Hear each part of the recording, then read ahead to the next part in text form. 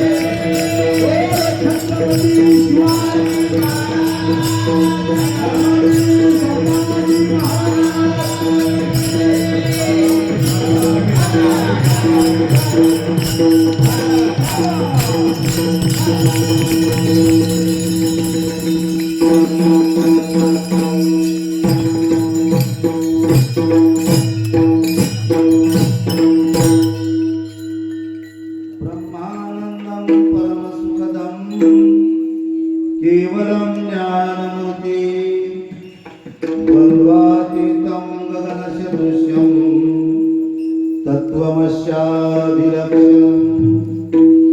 एकं नित्यं विमलाचलं सर्वादिसाक्षिभूतं भावातीतं त्रिगुणरहितं सद्गुरुं तं नमामि। महायोगपीठे तथे भीमरत्यं वरं पुण्डरीकाय धातु मुनीन्द्रे समागत्य तिष्ठं तमानन्दकन्दं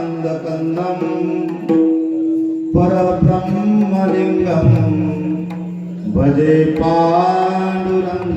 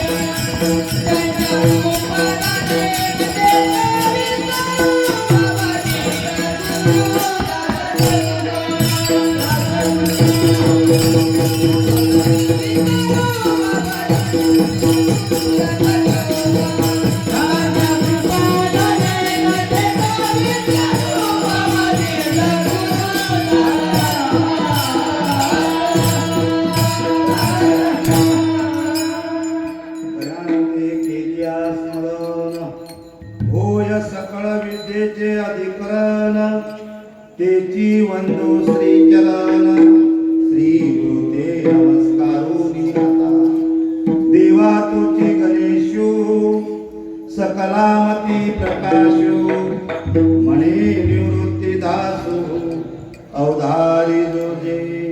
ओम नमो ज्ञानेश्वरा करुणाकरा दयाळा तुमचा अनुग्रह लादलो पावन झालो चराचरी। मुक्ताबाई नमो त्रिभुवन पावनी मुक्ताबाई नमो त्रिभुवन मुक्ताबाई नमो त्रिभुवन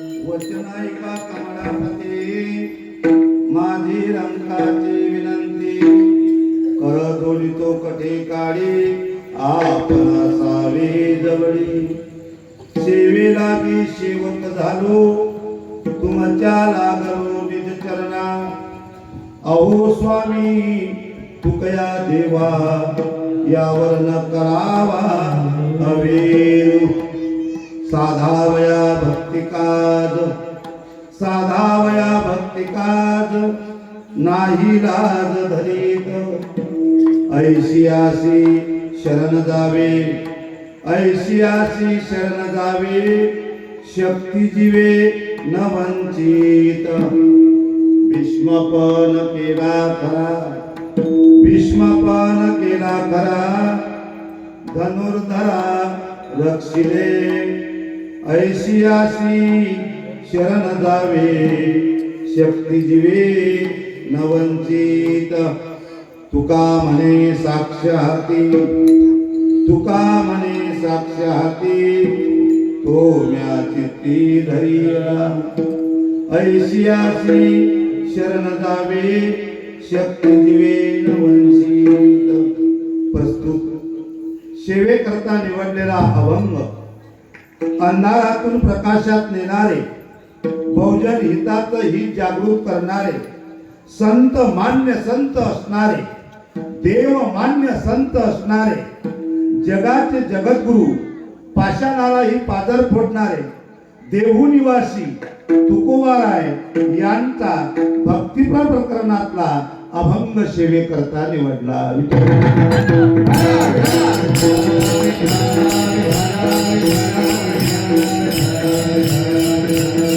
जगद्गुरु तुकोबाराय, एका साधकानं जगद्गुरु तुकोबारायांना विचारलं, अहो तुकोबाराय, भक्ती म्हणजे काय आहे? भक्ती कशाला म्हणतात? साधावया भक्ती काज. आणि ती भक्ती करत असताना जगद्गुरु तुकोबाराय म्हणतात, आम्ही कोणत्याच गोष्टीची लाज बाळगत नाही. लाज भय चिंता दुराविला मान सुद्धा आम्ही त्या भक्ती सूत्राकरता दुरावून टाकलेला आहे. आणि भक्ती करत असताना सेवा नाम भक्ती आहे. जीवनामध्ये सेवा असली पाहिजे. सुंदर दिखता है तो क्या है, तूने सेवा ही न किया है. खूप माणूस दिसायला सुंदर असेल पण जीवनात सेवा नसेल काही फायदा नाही. जीवनात सेवा पाहिजे आणि जीवनामध्ये सेवा ही प्रभावी असणारी पाहिजे. आणि म्हणून तुकोबाराय सांगतात, जी भक्ती आम्ही केली सांडूनी उद्वेग, आम्ही उद्वेग सांडला आणि जी भक्ती केली त्या भक्तीचं मूलभूत तत्व आहे सेवा. आणि जीवनामध्ये ती आचरणात आणली. आचरणारे तुकाराम महाराजांनी खूप महत्व दिलं. महाराज, भक्ति भक्ति क्या कहते हो, भक्ति में भी धोखा है, बिना आचरण पावे सारी भक्ति खोका है. त्याने 22 तास युट्यूबले पाहण्यापेक्षा तो कसा वागते हे महत्वाचं आहे, तो कसा चालते हे महत्वाचं आहे. म्हणून आचरणाकरता खूप महत्वाचं आहे. ज्याचं आचरण शुद्ध आहे, ज्याची भक्ती शुद्ध आहे. महाराज विठ्ठल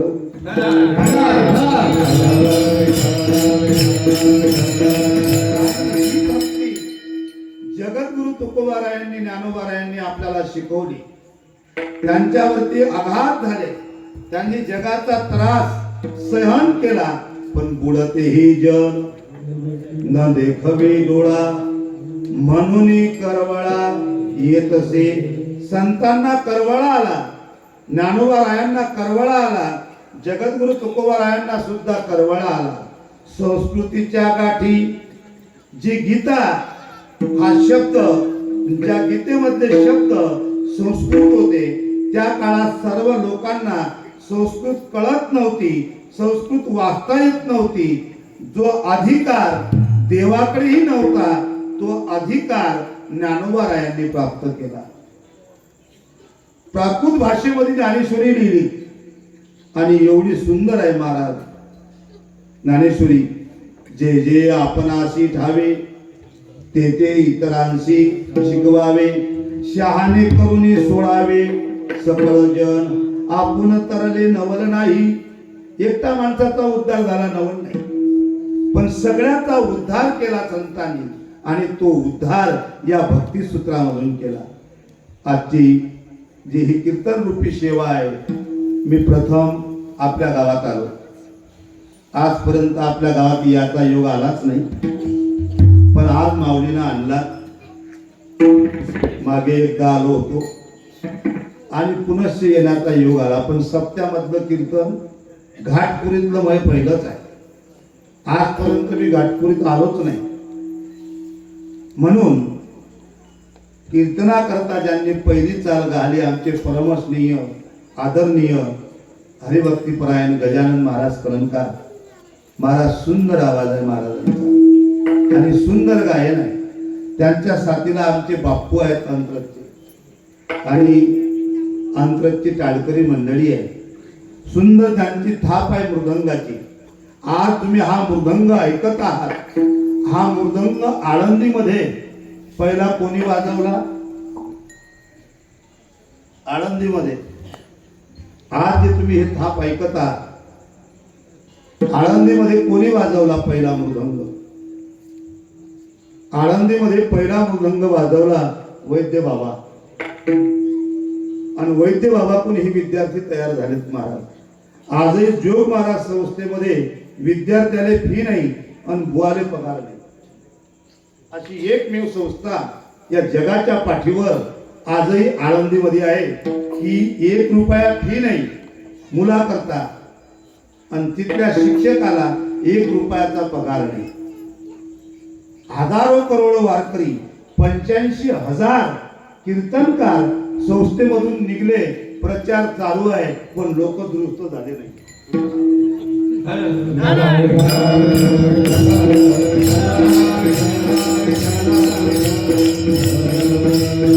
आतापर्यंत बरेच विद्यार्थी बाहेर निघाले, बरेच कीर्तनकार, तर 85,000चा आकडा आहे आजपर्यंतचे.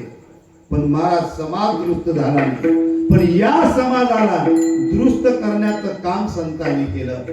बुडते हे जन न देखवे डोळा म्हणून करवळा येत असे. आणि कधी कधी संत समजावून सांगायचा प्रयत्न करतात. दोन्ही मृदंगकार आहेत महाराज. गणेश महाराज आहेत, महाराजांचं नाव अमित महाराज, वा सुंदर मृदंगकार आहेत. विनेकरी महाराज आहेत. आणि महाराज आपल्या गावात एक संकल्पना राबवली. आमचे परमश्री आदरणीय आळंदीचे निवासी विद्यार्थी गोपाल महाराज, त्यांची संकल्पना आहे की आपल्या गावात गरुड खांब व्हायला पाहिजे. संकल्पना आहे त्यांची.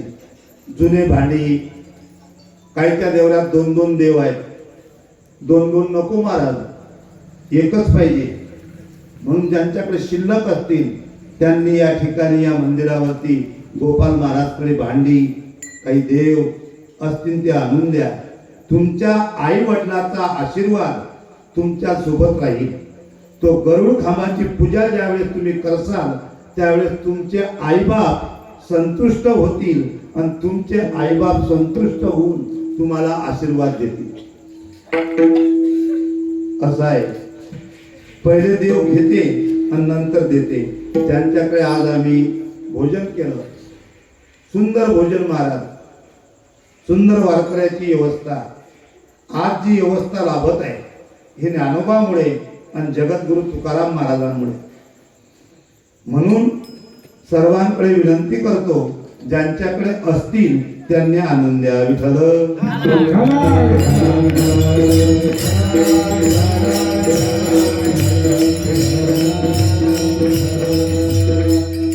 नामदेव महाराजला देव बोलतात. नामदेवा, अरे भक्तीचं मूलभूत तत्व वेगळं आहे, भक्ती वेगळी आहे.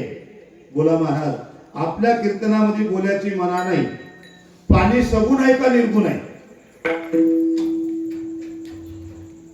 आज आमचे अण्णा बी आहेत महाकीर्तना करता, खेळकर अण्णा. पाणी सगुण आहे का निर्गुण आहे? सगुण आहे. ते पाणी फ्रीज मध्ये ठेवलं, त्याचं बर्फ तयार झालं. सगुण का निर्गुण? लोणी आहे, सगुण आहे का निर्गुण आहे? नामदेव महाराजला एकच बाजू माहित होती. नामदेव महाराजांना दुसरी बाजू माहिती नव्हती. त्यावेळेस जगाच्या मालकानं नामदेव महाराजांना सांगितलं, अवंडा नागनाथला जा. जिथं सिद्ध महात्मा पुरुष ज्यांनी ज्ञानोबा रायांना त्रास दिला, ज्यांनी निवृत्तीनाथांना त्रास दिला, ज्यांनी आदिशक्ती मुक्ताबाईला त्रास दिला, पण सांगितलं मुक्ताई मला ज्ञानाचा उगम दे. पण मुक्ताबाईने हा विचार नाही केला. यांना आपल्याला मागलेल्या माधुगिरीमध्ये शेण टाकलं, यांना मागलेल्या माधुगिरीमध्ये माती टाकली, आपल्या जवळचं खापर फोडलं. हा विचार मुक्ताबाईनं केला नाही. त्यावेळेस मुक्ताबाईनं त्याला ज्ञान अमृत पाडलं आणि त्याला बोध केला. खेचर म्हणजे गाढव बी नाही आणि घोडाही नाही. गाढव बी नाही, मधलंच आहे. त्याचं नाव आहे खेचर. विठ्ठल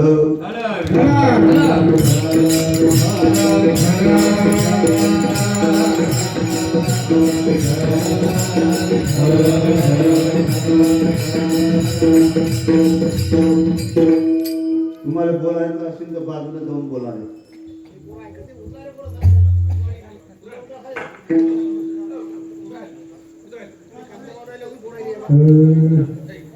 विठ्ठल विठ्ठल विठ्ठल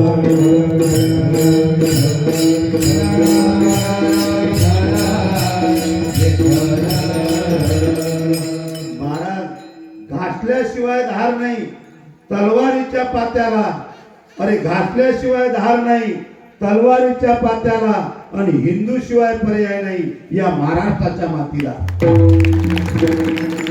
ही संतांची भूमी आहे.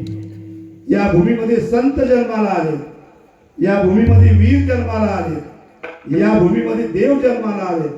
आणि महाराज त्या अनुसंधानातून बोलतो की आज ज्या ठिकाणी ज्यांनी स्वतःचा देह देशाकरता बलिदान केला, छत्रपती शिवाजी महाराज असतील, धर्मवीर संभाजी महाराज असतील, यांनी आपला देह या देशासाठी झुंजवला. म्हणून महाराज आज आपले सप्ते चालू आहे. आपल्याला जर सप्ताह करायचा असला तर दिल्लीला जावं लागत होतं, बादशाची आर्डर काढावं लागत होती. आणि बादशानं जर आर्डर दिली ती तर मग आपलं भागवत चालू झालं असतं. आज जे भागवत जोगन महाराजांच्या मुखातून आपण ऐकत आहात याच्याकरता आपल्याला परवानगी लागली असती. म्हणून संतांनी आपल्याला सावध केलं, उठा जागे वारे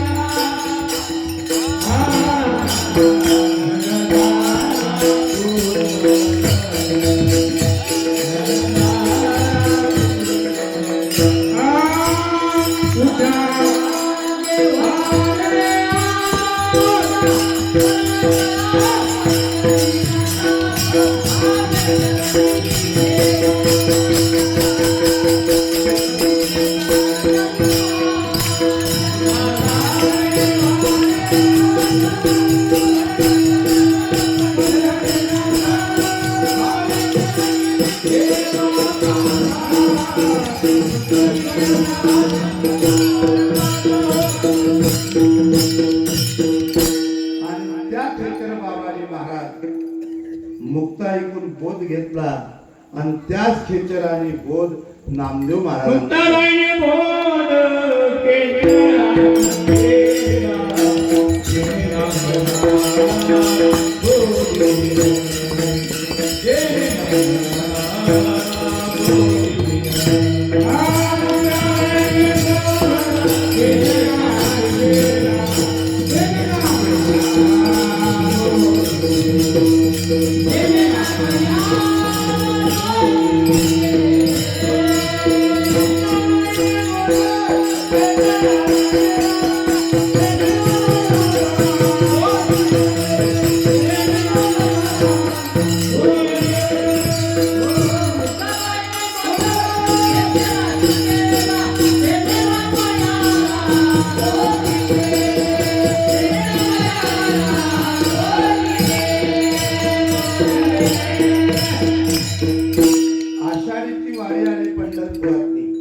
पंढरपुराचं पत्र कुणाला नाही, निरोप कुणाला नाही, आमंत्रण कुणाला नाही. किती समाज जमा होते महाराज. आणि नामदेव महाराज पंढरपूरला जातात. एकादशीचा उपवास समाप्त होते. पारणं सोडायचं होतं नामदेव महाराजांना. नामदेव महाराजांनी 3 रोडगे बांधले गौऱ्यामध्ये. देवानं पाहिलं, नामदेव महाराज ओळखता की रे बघू आता खेचरातून आले. आणि ज्या वेळेस देवानं कुत्र्याचं रूप घेतलं आणि कुत्र्याचं रूप घेऊन एक रोडगा उचलला. हजारो करोडो पंढरपुरातले लोक त्या कुत्र्याकडे पाहत होते, त्या नामदेव महाराजकडे पाहत होते. आणि पाहत असताना महाराज, श्वान म्हणजे कुत्रा, कुत्र्याने एक रोडगा उचलला. नामदेव महाराजनं तुपाची वाटी घेतली आणि त्या कुत्र्याच्या पाठीमागे धावत सुटले. देवा, कोरडा रोडगा खाऊ नका, तुमचं पोट दुखेल, तूप घ्या.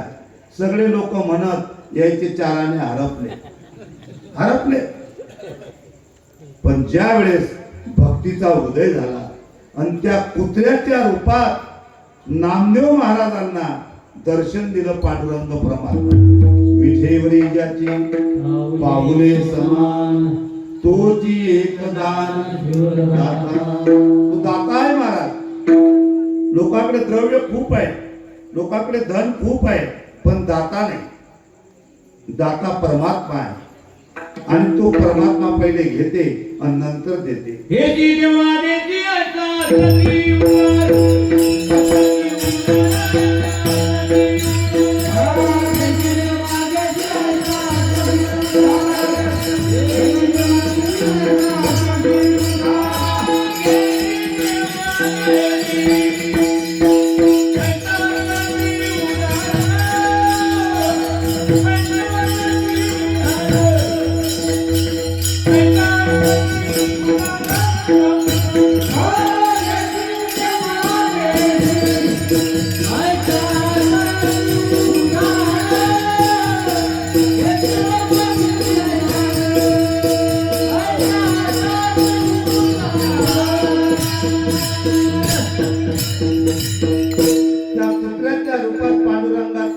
नामदेव महाराजला झालं.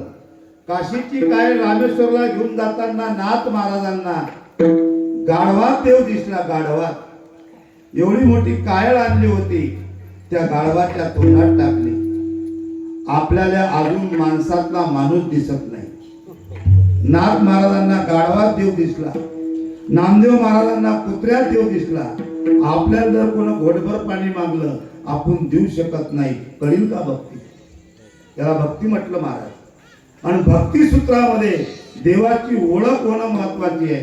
नाथ महाराज सांगतात ओळखीला हरी धन्य तो संसारी मोक्ष त्याच्या घरी. सिद्धीश्वर महाराज पुन्हा दुसऱ्या प्रमाणात म्हणतात नाथ महाराज ओळखीला हरी साठविला पोटी होता त्याच्या भेटी दुःख मिळते. मग दुःख नाही महाराज, दुःख संसार आटला अवघा विठ्ठल रूप झाला. मग दुःख संसार आटून जाते आणि दुःख संसार आटल्यानंतर त्याच्या ठिकाणी मग आदर्श निर्माण होते. म्हणून भक्ती भक्ती क्या करते हो, भक्ती में भी धोका आहे. पण जे भक्ती आपण करत असाल ती भक्ती देवाला प्रिय असली पाहिजे.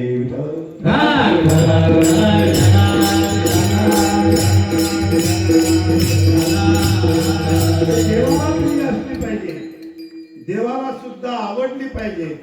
आणि देवाला जे भक्ती आवडते ते भक्ती महाराज फार सोपी.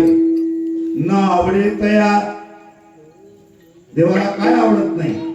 न आवडे तया शेषाचे शयन, शेषाच्या शयने आवडलं नाही. भगवंताला काय आवडलं? भगवंताला संतांच्या घरची भक्ती आवडली. म्हणून वैकुंठ सोडून संतांच्या घरी देव राहिले महाराज. बरं किती दिवस राहिले? कायडीने पाणी त्या घरी चक्रमा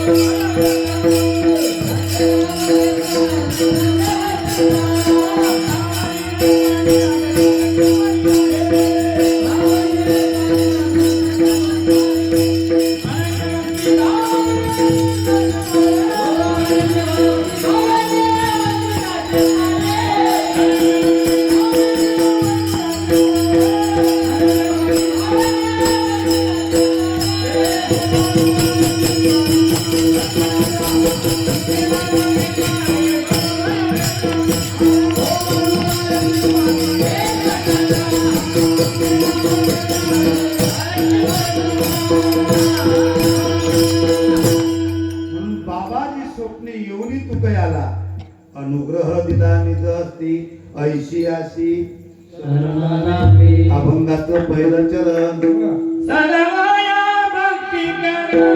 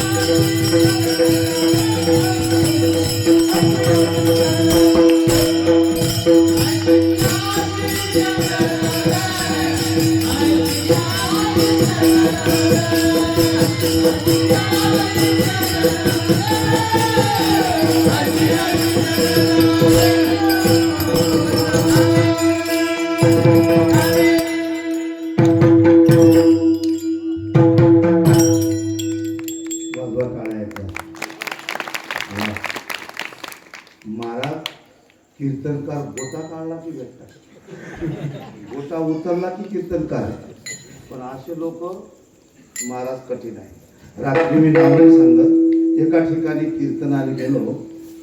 अशी टाळकरी उभे होते की त्यांच्या 32च्या 32 शिपायांना राजीनामे दिले होते. एका जनार्दनी घडो त्याचा संघ हा अभंग होता. ते म्हणत एका जनार्दनी घोडं त्याच्या संघ का काळा. अरे आम्ही काय म्हणून राहिलो ते काय. मी म्हटलं बाबा तुमचं दुर्लभ झालं दर्शन मध्ये. फार कठीण काळ आहे मला.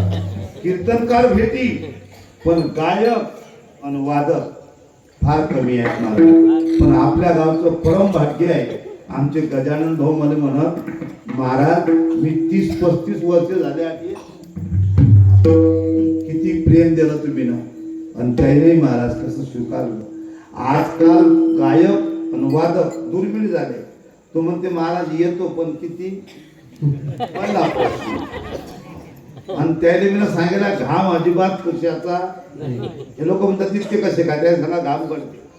ते घामाचे आहे कष्टाचे आहे आरामाचे नाही. विठ्ठल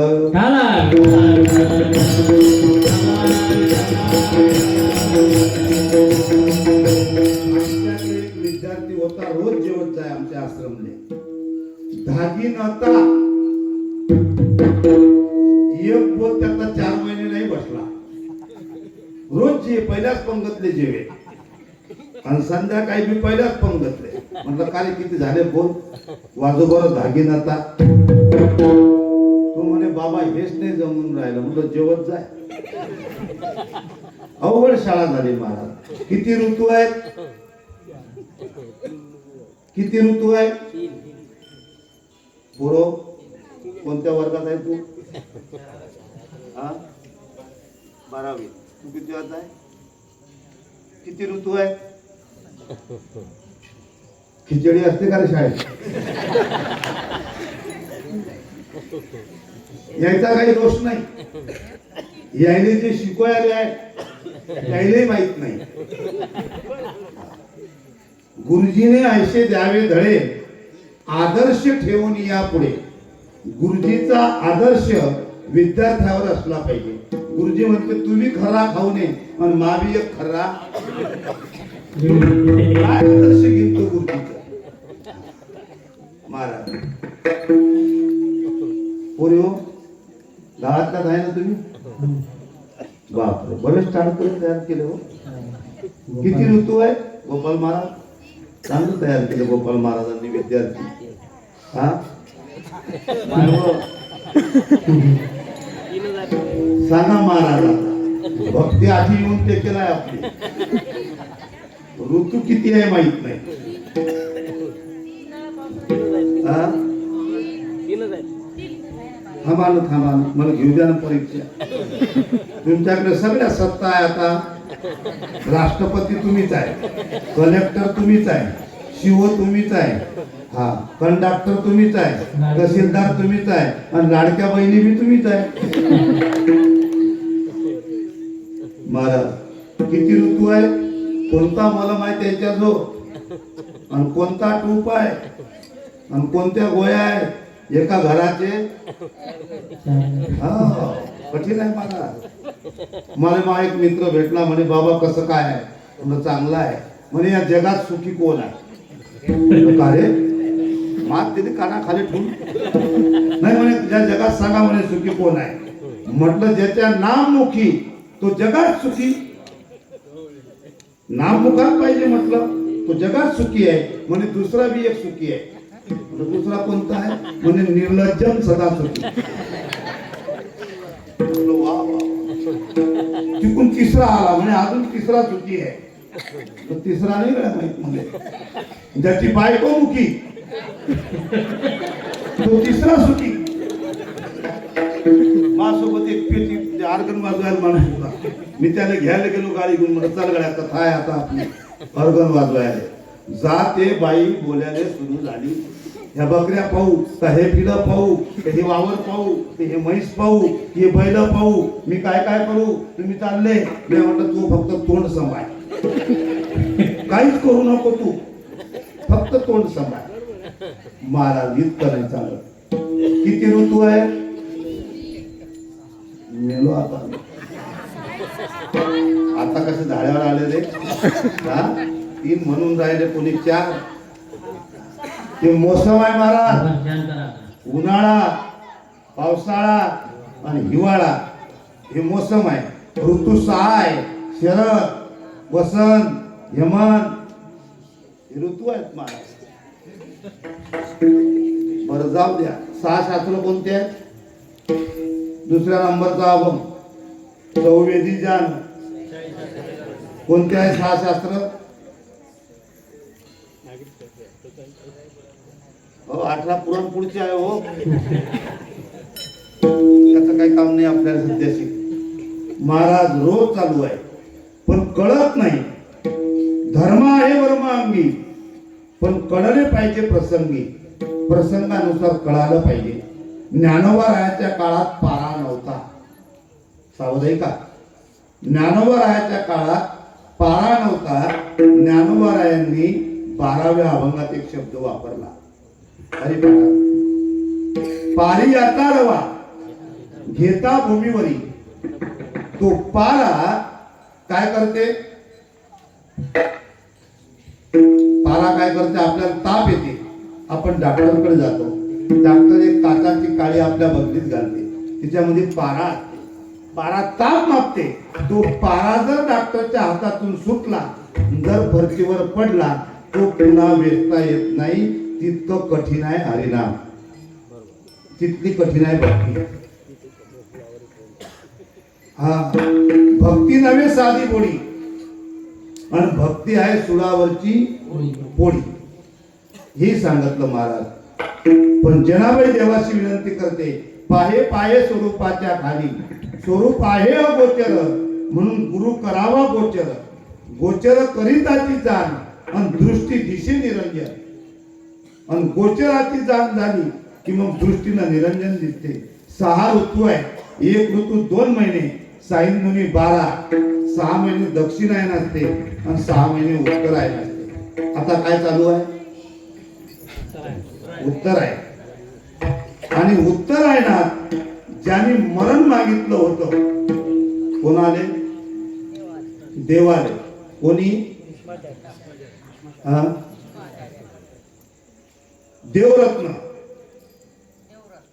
हा त्याचं नाव देवव्रत आहे. आणि शंतनू राजाची पहिली पत्नी, तिचं नाव होतं काय? राजा शंतनूची पहिली पत्नी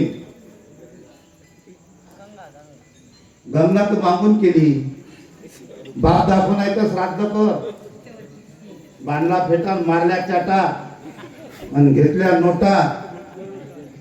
तिच्यातलं कीर्तन नाही.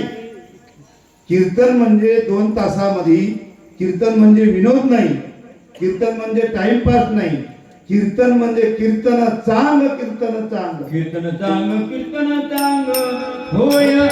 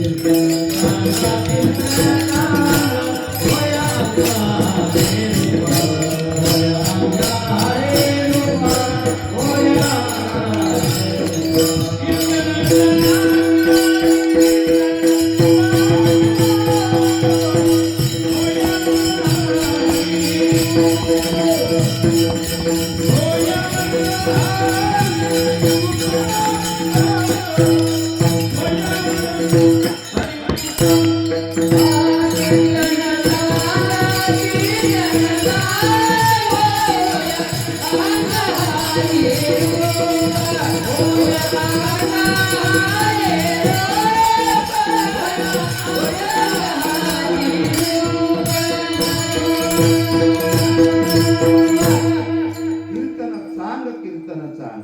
सत्यवती होती महाराज पहिली पत्नी, दुसरी गंगा आणि तिसरी इच्छा प्रगट केली होती राजा शंतनूने. ऐका, पण ज्या वेळेस देवरथकडे मागणी केली, कोळी समाजाची कन्या होती, सांगितलं मला हिच्याशी लग्न करायचं.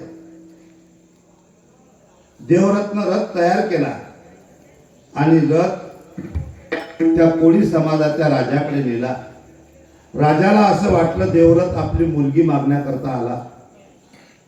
देवरथनं सांगलं तुमची मुलगी उपवर झालेली आहे, लग्नाकरता तयार आहे. त्यांना असं वाटलं याच्याकरता मागत आहे. म्हणे महाराजजी पहिले सांगा मुलगी कोणाकरता पाहिजे. आज खूप मोठा प्रश्न पडला महाराज. कुठेही जा आणि त्याने कारणी कोण असतील त्याने कारणीभूत तुम्ही आपण आहे. दुसऱ्याचे सातबारे तपासल्यापेक्षा स्वतःचे सातबारे तपासले पाहिजे. विठ्ठल विठ्ठल.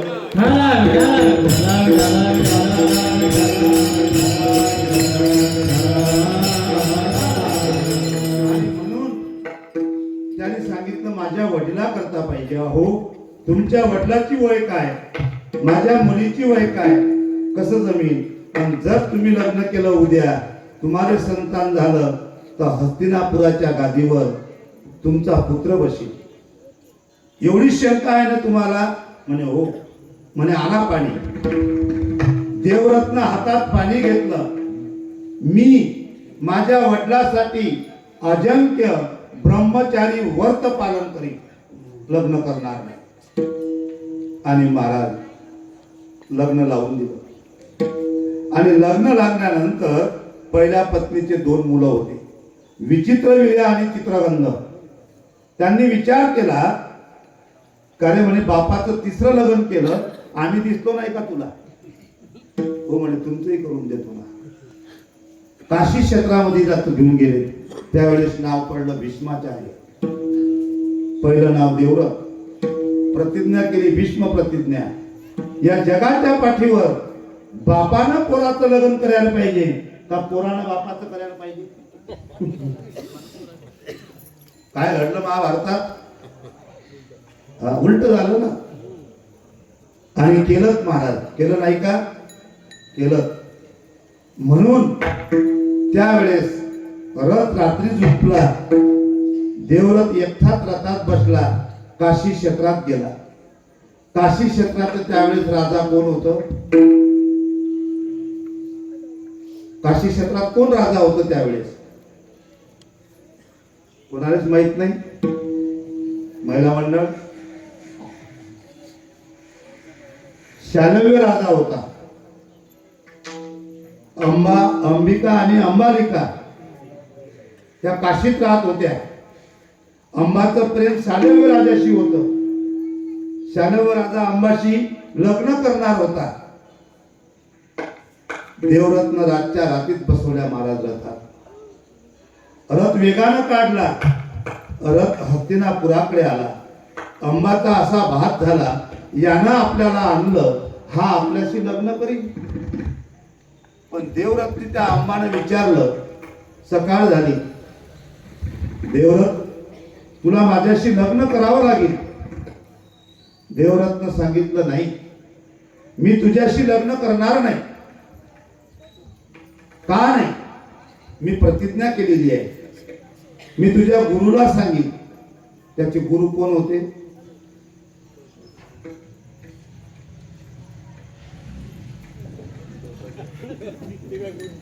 विठाल विठाल.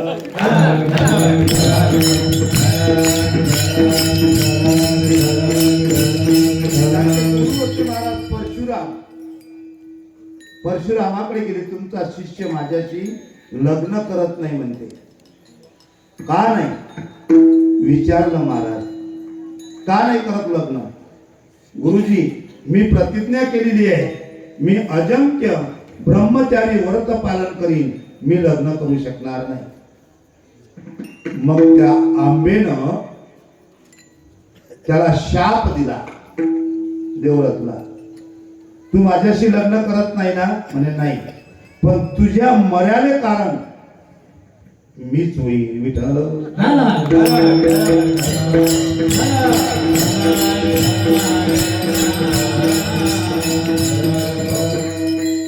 मग अंबाचं लग्न विचित्र विरेशी लावलं. विचित्र विरे आणि चित्रागंध या दोघा भावाशी. पण विचित्र विर्याचे लग्न लावून दिलं. पण विचित्र विर्याचा क्षयरोगानं मृत्यू झाला. तो मरण पावला आणि तो मेल्यानंतर त्या विधवा झाल्या. अंबालिका ही दासी होती. अंबा आणि अंबिका त्या दोन्ही विधवा झाल्या. त्यांनी सांगितलं, आपण आता विधवा झालो, आपले पती मरण पावले, आता कसला पुत्र होईल? म्हणून व्यास तपश्चर्येला बसले होते. त्या व्यासाकडे गेल्या, रडायला लागल्या. व्यासाने विचारलं, कोण आहात तुम्ही? मी अंबा आहे, ही अंबिका आहे, ही अंबालिका आहे. आमचे पती मरण पावले, हस्तिनापुराले वारस नाही, आता आम्हाला पुत्र होणार नाही, पण पुत्राची प्राप्ती पाहिजे. व्यासाने सांगितलं, ठीक आहे, मी दृष्टी उघडील, पण तुम्हाला माझ्या दृष्टीत पाहावं लागेल, असे महर्षी व्यास बोलले. आणि महर्षी व्यास बोलल्यानंतर पहिला नंबर अंबाचा लागला. व्यास म्हणतात, डोळे उघडे ठेव आणि माझ्या दृष्टीत पहा, आपणा सारखे करती तात्काळ, नाही काळ वेळ तया लागी. आणि व्यासानं दृष्टी उघडली. व्यासानं दृष्टी उघडली. एखाद्या गाडीचा फोकस आपल्या डोळ्यावर पडला, आपले डोळे काय होतील? बंद होतील. तशी आंबानं गच डोळे लावले. आंबेले पुत्र झाला, पण दोन्ही डोळ्यानं अंधा. तो कोण? तो धृतराष्ट्र. विठ्ठल.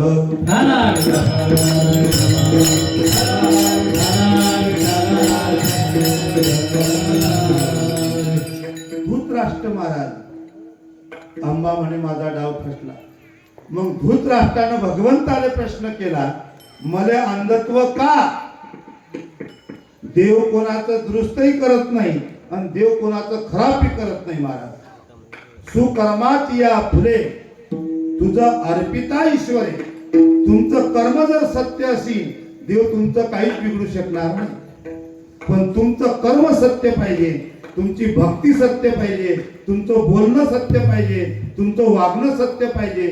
आपलं वागणं वेगळं, आपलं बोलणं वेगळं. आपली रोज पूजा चालते आणि सूनबाईचं दूध गॅसवर ठेवेल असते, म्हातारा हरिपाठ घेत असते, पूजा करत असते, माळ जपत असते. माळ जपता जपता बोक्या दुधाकडे गेला. म्हाताऱ्यानं मातातली माळ घेतली आणि बोक्यानेच फेकून मारली. भोक्याच्या गळ्यात माळ, भोक्या साधू झाला. भोक्या साधू. आणि तुकाराम महाराज म्हणतात तो भोक्या सडाळ मजा करायला लागला. पण एक दिवस तुकाराम महाराजांनी पाहिलं, अरे किती मजा कर, पण एक दिवस तुला जावं लागणार आहे बाबा. म्हणून ऐका, त्यावेळेस विचार केला. अंबालिका पुढे आली. महर्षी व्यास म्हणतात, डोळे उघडे ठेवतो. हो बाबा. व्यासाने दृष्टी उघडली. तिच्या दृष्टीत पाहिलं, ती थरथर थरथर कापायला लागली. तिने पुत्र झाला, पण राजा पंडू. त्याने पंडू रोग मारला. राहिली दासी. जी पद्धत योग्य नव्हती, जी पद्धत चुकीची होती, दासीला पुढे केलं. दासी हुशार होती. राजापेक्षा प्रधान हुशार पाहिजे, मालकापेक्षा दिवाणजी हुशार पाहिजे, आणि मंत्र्यापेक्षा त्याचा पिय हुशार पाहिजे. बजेट बसते मग. आणि ज्याचा पियच नाही हुशार, विठ्ठल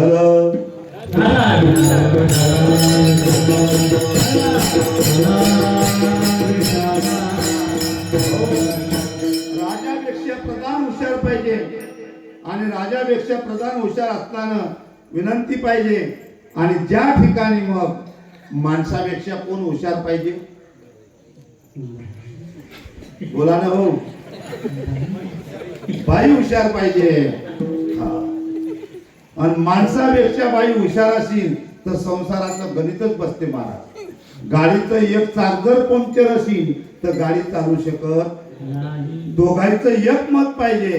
शेतामध्ये खत पाहिजे आणि बाजारामध्ये पत पाहिजे. आम्ही घेऊ त्याच्या बापाचे नादी, अशाला नाही जमत महाराज. म्हणून जीवनामध्ये प्रपंचही आम्हाला संतांनी शिकवला आणि जीवनामध्ये परमार्थही आम्हाला संतांना शिकवला. परमार्थ कुठे शेगावले किंवा आळंदीले किंवा मुक्ताईनगरले दुकान नाही लाय जे हो किलोभर परमार्थ बांधून आणता येईल का? बांधून नाही महाराज. तो स्वतः जीवनामध्ये उतरवावा लागतो. तिला पुत्र झाला तो राजा पंडू. दासी पुढे केली. जी पद्धत योग्य नव्हती, तिले पुत्र झाला. दासी हुशार होती. दासी भजन करायला लागली. तिले पुत्र झाला तो ज्ञानी महात्मा, तो म्हणजे काका विदुर. विदुर काका. विदुर काका जन्माले आले आणि विदुर काका म्हणतात धृतराष्ट्राले, तुला अंध का केलं? तुझे मागचे 5 जन्म जमा. देवानं 50 जन्म दाखवले धृतराष्ट्राचे. सगळं पुण्याचं होतं, पण एका जन्मामध्ये त्यानं वनवा पेटून दिला होता. वनवा.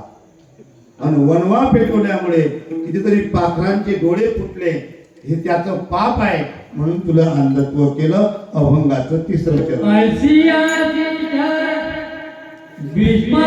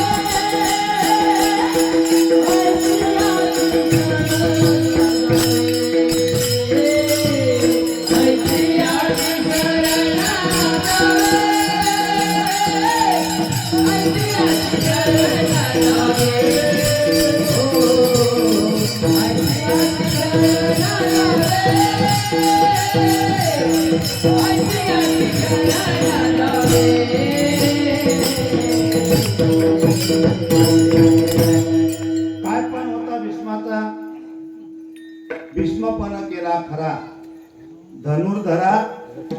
काय पण होता भीष्माचा, देवा मी तुम्हाला हातात शस्त्र धरायले लावी. देव म्हणत मी युद्धाच्या ठिकाणी राहील, कुरुक्षेत्रावरती राहील, पण मी हातात शस्त्र धरणार नाही. आणि ज्या वेळेस भीष्माचार्यांनी बाण सोडला, अर्जुनाच्या हातात गांडू धनुष्य खाली पडला. जसा धनुष्य खाली पडला, देव त्या धुऱ्यातून रथाच्या उतरले आणि देवानं तो धनुष्य उचलला आणि भीष्माचार्यांना आवाज दिला, देवा थांबा, तुमच्या हातात काय आहे? म्हणे काय आहे? म्हणे विचारा ना काय आहे? तुमच्या हातात धनुष्य आहे. देव म्हणत माझा नाही. काय आहे तुमच्या हातात? म्हणे धनुष्य. म्हणे बस झाला माझा पण. मी पण केला होता, जोपर्यंत तुमच्या हातात शस्त्र नाही तोपर्यंत मी प्राण सोडणार नाही. तुमच्या हातात धनुष्य आहे. आणि अर्जुनानं असंख्य बाण मारले, त्याच्या अंगात बाण टोचले. त्याचं कारण सांगतो तुम्हाला. ज्यावेळेस गंगेहून भीष्माचार्य स्नान करून येत होते, रस्त्यामध्ये सरड्या भेटला होता. भात्यातला बाण काढला आणि सरड्या बाणानं लोटला. सरड्याच्या अंगात काटे टोचले. देवानं सांगलं हे तुझं कर्म आहे, कर्म तो हे कर्म तुले भोगावं लागेल. मग विचार करा, भीष्माचार्याले कर्मानं सोडलं नाही, आपल्याला कर्म सोडी. भला किसी का कर न सके तो बुरा किसी का मत करना महाराज. चांगला स्वभाव असला पाहिजे, चांगली संतती जन्माला आली पाहिजे. पुत्र व्हावा ऐसा गुंडा, ज्याचा तिन्ही लोकी झेंडा. एक तर अशी टाळकरी असला पाहिजे, असा माळकरी असला पाहिजे, वारकरी असला पाहिजे. हे पोरं कीर्तनकार होतील नाही, पण गायक होतील नाही, पण हे पोरं याच्या मायबापाले कधीच घराच्या बाहेर काढू शकतील नाही. सामान्य नाही महाराज. या मावल्याच्या काळजीवर उभ्या आहे ना, हे 42 कुळाचा उद्धार आहे. 21 कुळाचा बापाच्या घरचा आणि 21 कुळाचा सासरचा. कुळी कन्या पुत्र सात्विक, एवढे टाळकरी आहेत महाराज. भाग्यवान आहे. एका गावात एक माणूस होता जन्माले. एका जणानं सुंदर जागा बांधली, सुंदर जागा, अंडरग्राऊंड सिस्टीम, वायर भारी, बटन भारी, लाईट भारी, सगळं भारी. आणि त्या बाईनं सांगलं म्हणे आपल्याला वास्तू करायचं. म्हणे वास्तू करायचं, सगळ्या गावाला जेवण सांगा, पण त्या एका जणाला काही जेवण सांगू नका. ठीक आहे म्हणे बुवा, सगळ्या गावाला आमंत्रण सांगलं. हा म्हणे आपल्या घरचाच कार्यक्रम आहे, आपल्याला कशाला आमंत्रण पाहिजे. हा महाराज पहिल्याच पंगतले गेला. बुंदी, जिलेबी, बालुशाही दाखवून आणली, बम जेवला. आणि सगळे लोक म्हणत काय भावडं सुंदर जागा बांधली हो, किती सुंदर जागा बांधली. महाराज हा राहिला. हा म्हणे भूकंप झाला तर मग त्याला आमंत्रण होतं का कधी? बिनाच बोलायचा गेला. पण महाराज एका तासानं भूकंप झाला, बिल्डिंग खलास. पुरं गाव धाकी पडलं बापू त्याच्या. कोणीच ना बोले त्याच्याशी. तो जरी या गलीने कसे लोक गल्या बदलो, भाऊ तो येऊन राहिला पुढून, एवढं गाव धाकी पडलं. ऐका, सगळं गाव धाकी पडलं. गाव सप्ताह चालू होता, अशी पंगत होती. हा दाबून जेवला. ते बाई म्हणे सकाळून ते काकड्या लोक उठतात की आरंभी आवडे आले आले ना, त्यावेळेसच जाऊ म्हणे आपण गहू पेऱ्याले. मटेरियलच्या थैल्या टाकल्या, बिवाईच्या थैल्या टाकल्या आणि ते नवरा बायको 5 वाजताच निघले महाराज गहू पेऱ्याले. हा अंधाऱ्या तिची खाली जाऊन बसला, अंधाऱ्या तिची खाली, आणि राहायला उभा. त्या बाईचं लक्ष गेलं. म्हणे भाऊ बाळू तू बोलू नको, मी तुझ्या घरी 2 क्विंटल गहू आणून दे, पण तू बोलू फक्त नको. किती कठीण झालं. त्यानं काय म्हटलं शी, तो म्हणे होतील तर आज की नाही.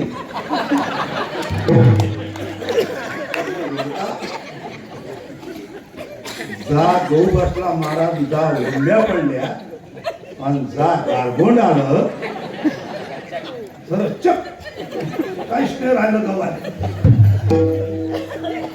बाई म्हणे तो बवरा भेटला होता, तो म्हणे होतील तर आज की नाही. दाना बी नाही झाला म्हणे. काय करत सांग. एका जणाने नेरीच्या बाजारातून बैला आणली होती, ₹1,00,000 जोडी आणली पंढरपुरी. सकाळून 5-7 लोक जमा झाले म्हणत राजा काही असं पण रंगशीट जोडी आणली, भारी बैला आणले. केवढ्याचे आहे म्हणे 1,00,000. सगळ्यांना चहा पेला. हा बी कठी गेला, चांगला आहे पण राजा बैल. 2 कप चहा पेला. ते म्हणत का रे बैल कसे आहे म्हणे चालतील का खरं. गेले महाराज वावरात झुप्याले अवताले आणि झुपले वखराले बैल. एक उठत जाय आणि बसत जाय. ते बाई 11 वाजता आली भाकर घेऊन म्हणे झालं नाही का वावर. तो म्हणे वावर काय होईल, एक उठून राहिला एक बसून राहिला. महाराज ते बाई म्हणे बाळ्या आलता का म्हणे आलता. म्हणे तो काय म्हणे तो म्हणे चालतील तर खरं म्हणे तोट्याने एका ते बैल तू नका काय करता असाय. आणि महाराज मग तो जास्त झाला. लोक म्हणत हा जिंदगी भर आपल्याला काम देतो. मग तो जास्त झाला. तो म्हणे माझी शेवटची इच्छा पूर्ण करा. ते म्हणत काय म्हणे मी मेल्यावर मा छातीत एक खोटी ठोक जा, त्याच्यावर मी घाटपुरीत वापस नाही आलो पाहिजे. महाराज तो मेला. गावकरी कावेलच होते त्याले आणि दार फुटी केली लाकडाची पण ठोकली त्याच्या छातीत आणि म्हणे आपल्या शिवमध्ये मध्ये दहन दे जा नका तिकडे ने जा फुटपुरीच्या पुढे दुसऱ्या शिवमध्ये. हे चालले रोडनं घेऊन महाराज आणि मागून आली पोलीसची गाडी. साहेब म्हणे हवालदार आले. काय गडबड आहे पाहिजे. हवालदार उतरला.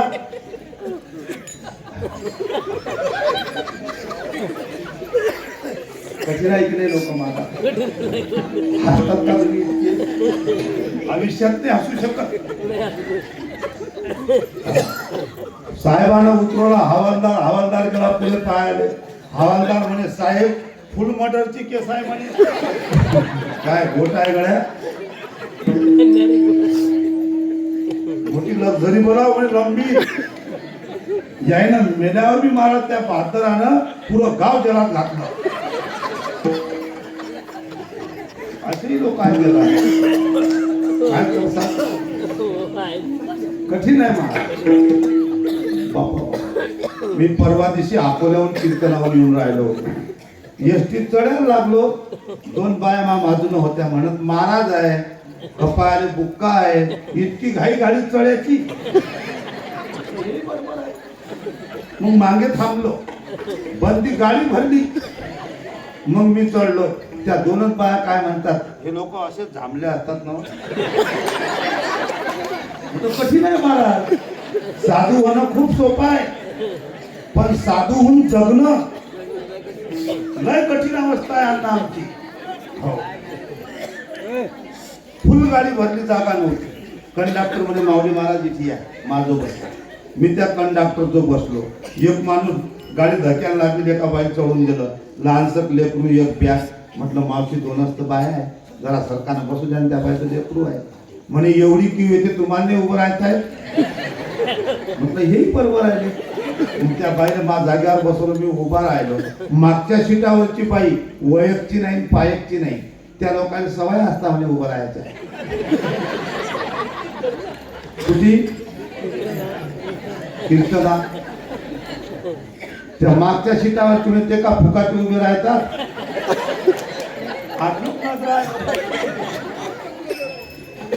परमार्थ महाराज काय भक्ती कठीण आहे. म्हणून भक्ती नव्हे साधी भोळी कठीण आहे महाराज. आणि ते अनुभव जीवनामध्ये आम्हाला येतात. हो. असे अनुभव जीवनामध्ये आले आणि संतांनी ते अनुभव प्रकट केले. विठ्ठल विठ्ठल.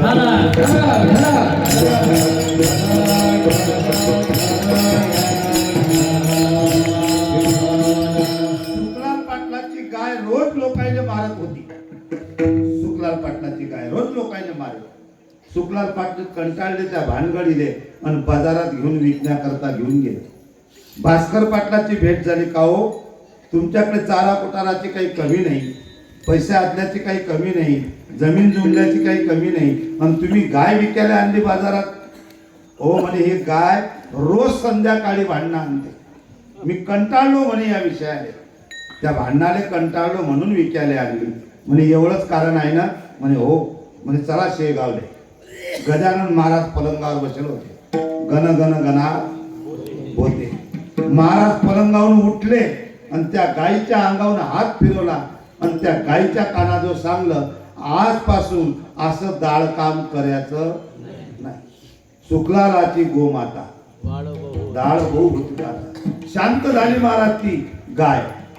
आणि ज्या वेळेस पितांबरला गजानन महाराजांनी सांगितलं, आता तू बाहेर भक्ती करायला जाय. आणि ज्या वेळेस पितांबर बाहेर निघाला, एका गावामध्ये रात्र झाली. वाळलेल्या आंब्यावर बसला. लोक म्हणत चोर आहे, कोणी म्हणत डाकू आहे, कोणी म्हणे गुंडा आहे. तो म्हणे मी चोर नाही, मी डाकू नाही, मी गुंडा नाही, मी गजानन महाराजचा भक्त आहे. तू जर गजानन महाराजचा भक्त असतील तर या वाळलेल्या आंब्याले पालवी फोड. त्या गुरुरायाची माया बाबुनीची, त्या गुरुरायाची माया बाबुनीची,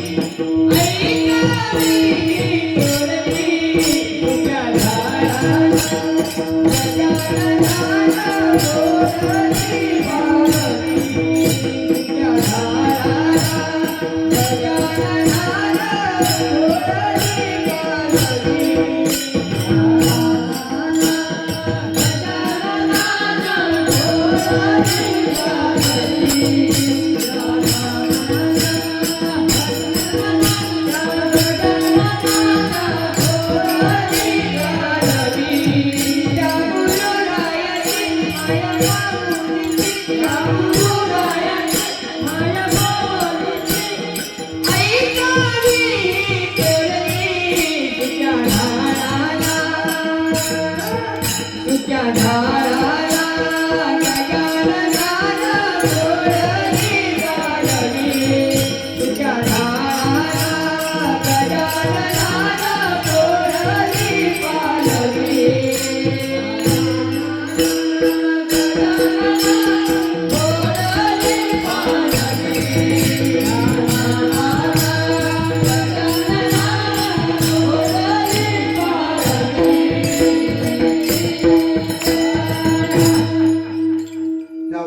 आंब्याला महाराज पालवी फोडली. अभंगाचं दुसरं चरण.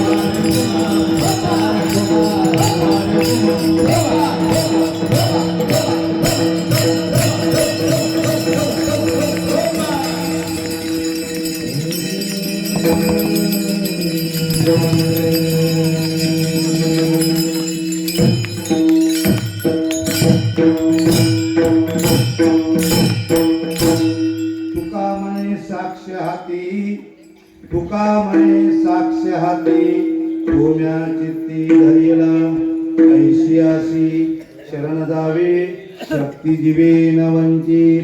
ज्ञानेश्वर माऊली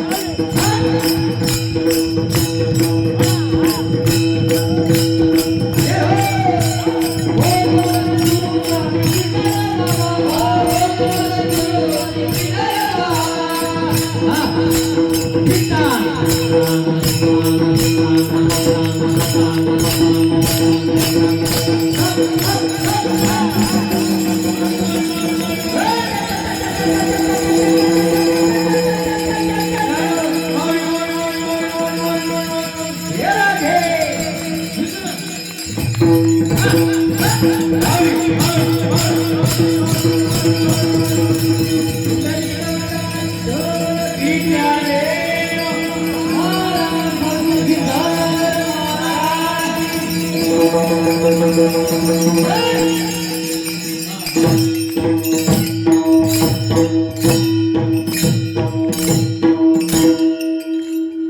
नामस्मरण करा, सत्य वागा, सत्य बोला, चांगलं बोला, सगळ्याच्या प्रेमानं वागा. साने गुरुजी म्हणतात, खरा तो एकची धर्म, जगाला प्रेम अर्पावे. जगाला प्रेम अर्पा. आपण दुसऱ्याला प्रेम द्या, दुसरा आपल्याला प्रेम दिल्याशिवाय राहणार नाही. हे जरी नाही कळा, हे जरी नाही ऐकावं, तरी दुसरा येईल. हे जरी नाही ऐकावं, हे जरी नाही ऐकावं, हे जरी नाही ऐकावं, तरी दुसरा येईल. हे जरी नाही ऐकावं, हसून सांगतो, तरी दुसरा येईल. हे जरी नाही